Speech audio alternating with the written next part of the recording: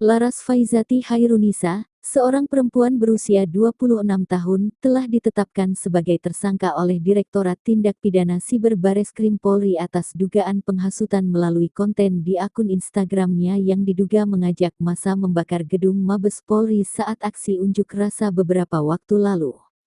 Penetapan tersangka dilakukan setelah penyidik melakukan pemeriksaan intensif. Laras kemudian ditangkap pada tanggal 1 September tahun 2025 dan mulai ditahan di rumah tahanan Bareskrim sejak tanggal 2 September tahun 2025.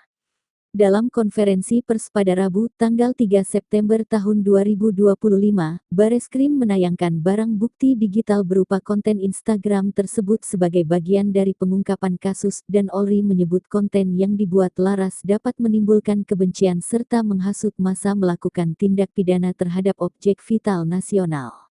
Atas perbuatannya, Laras dijerat Undang-Undang ITE serta pasal penghasutan dalam Kitab Undang-Undang Hukum Pidana. Sementara itu, keluarga dan kuasa hukum Laras berharap kasus ini bisa diselesaikan melalui restoratif justice.